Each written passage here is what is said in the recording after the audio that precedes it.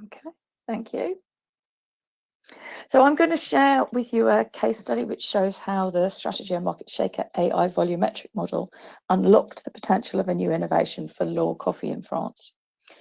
So using it, I'm going to give you an overview of how AI-based forecasting can increase confidence in sales volume forecasts, which are built on research samples of a couple of hundred consumers. So roast and ground coffee is the leading format within the French coffee category, and Law holds a strong position with more than 12% value share. So the first line here is the existing range of 6 products, and with the business objective of making the Law multi-serve range more premium, our client JDE identified the opportunity to complement their classic range by creating a sub-range of more powerful and intensely roasted coffees, overall with the aim of improving the quality of supermarket roaster-owned coffee. So the second line there is the new situation where they're proposing to delist the first 3 variants and replace them with 2 new premium SKUs. So we were asked to estimate the volume forecast for the Law coffee after the relaunch with clear and focused action standards. The launch needed to generate a minimum of 300 tonnes for the 2 new SKUs and to provide an increase in the share of volume for the premium range versus the classic products. So let's take a step back and consider the conditions of successful volume forecasting. We are convinced that there are 3 key conditions for the success of volumetric forecasts. First is considering each shopper as unique, and importantly, that's throughout the entire modelling process, which I'll explain a bit more about in a moment. Second is by using powerful AI to recreate the multitude of individual behaviours, multiplying the power to predict each one's behaviour up to 10,000 times. Thirdly is providing a realistic purchase context that reflects how consumers evaluate products and make purchase decisions. Because as we're concerned with understanding each individual's purchase behaviour, we have to be able to introduce the new product in a way which allows consumers to continue their behaviour in a natural manner. Taking this last point first, there are various different ways to make sure that the purchasing context is integrated in a realistic way. The important thing is for consumers to continue their behaviour in the natural manner. As a company, we have strong evidence that a life-size environment best allows this to happen. So for this project, we used a real-size photo wall developed by our internal image experts to connect respondents to the buying context.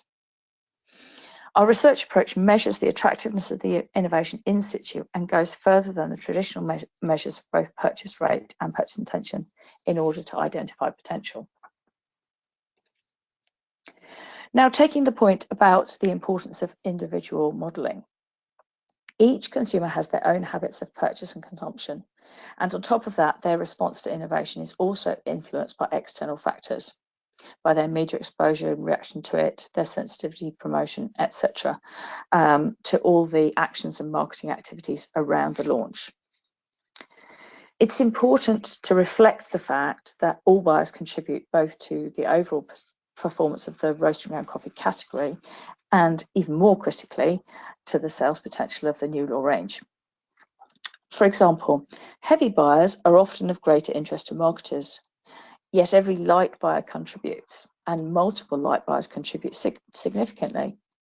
But if a model aggregates weight of category purchase and propensity to buy the new offer across buyers, it smooths out the impact of individual differences.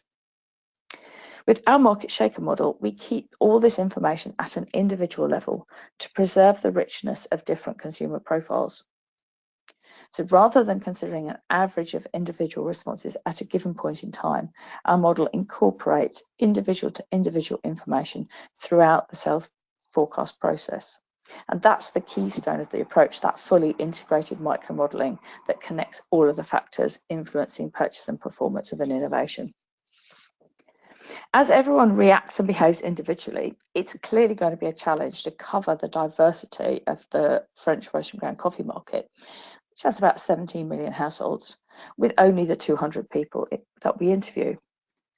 So working entirely at that individual level, 200 people can't be relied upon to extrapolate the sales potential of an individual market of millions of consumers. Just simply can't cover all the possible outcomes. And that's where the AI comes in. So by transforming our 200 consumers into a virtual big data set of individual purchases, as if it were a sales panel, the advanced AI analytics enables us to analyze individual profiles over time and predict volumes with the confidence of up to 2 million consumers. So we start by covering the role of the new law range in consumers' consumption baskets. So each French roast and ground coffee consumer has their own habits of purchase and consumption. So we take account of the retailer they buy from, the type of coffee they prefer, the brand and their loyalty to the brand, and what pack size. On top of that, and even more so in our time of targeted marketing, consumers are also diversified in their consumption of communication. So not everyone has the same probability of being exposed to the communication that a new brand makes, or of responding to it in a fixed way. To predict the overall sales volume of the new premium law range, we must first start from the personal level and understand how this new range fits in the consideration set or consumption basket of each consumer. So let's select one consumer. Let's call him Michael in more detail.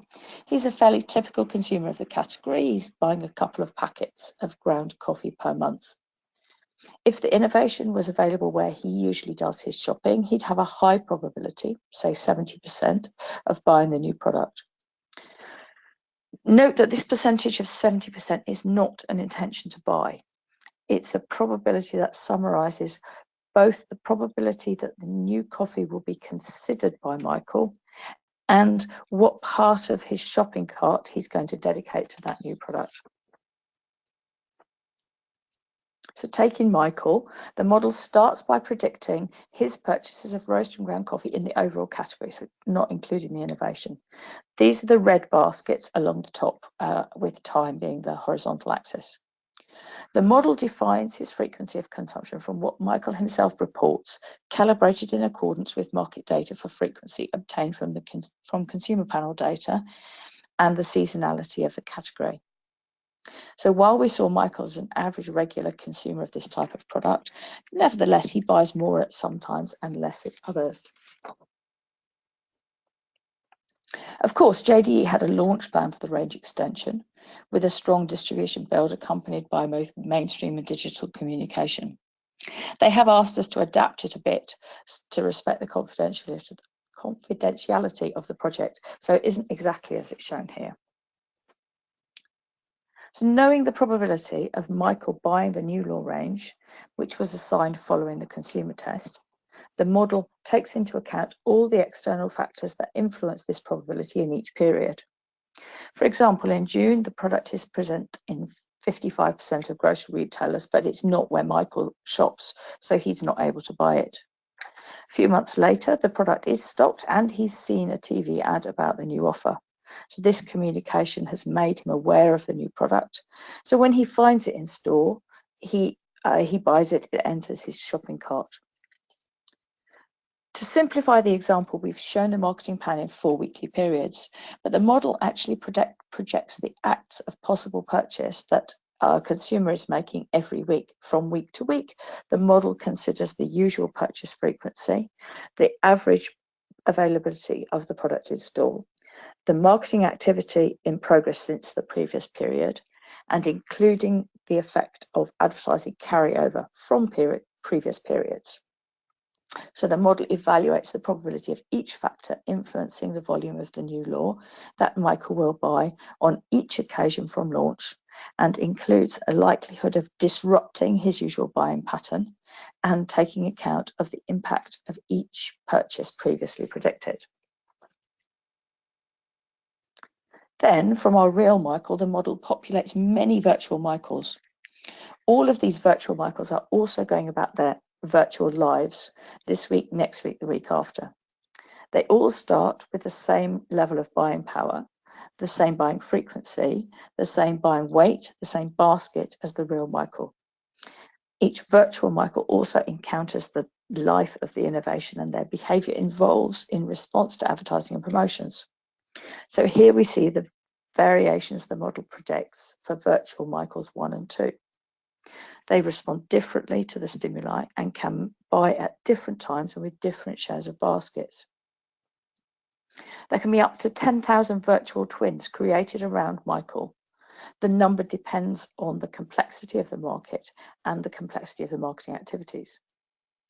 These allow the model to predict and refine each time virtual Michael buys the innovation as time progresses, taking everything into account and using machine learning.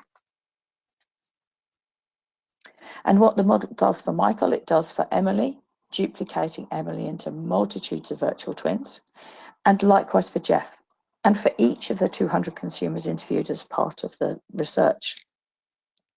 The model is essentially making a very large grid with all the weeks and all the people, taking one consumer at a time. We know what is the effect for this person of each marketing activity for each period of time. And in the end, it is taking account of everything it knows about each consumer and predicts week by week whether they will buy or not buy based on the probability principle. So generating an effective virtual sales panel. So in creating the virtual consumers, the model is learning from the behaviour of the other virtual shoppers as well. As it does so, the model becomes increasingly more stable. It has the capacity to generate up to 2 million entities, an effective sample size that is inconceivable in conventional market research. So finally, the predicted volumes for each person are summed to obtain the overall volumes. That way, the heavy and light consumers of the category and those who dedicate a large or small share of their basket to our new range are all faithfully represented in the total volume.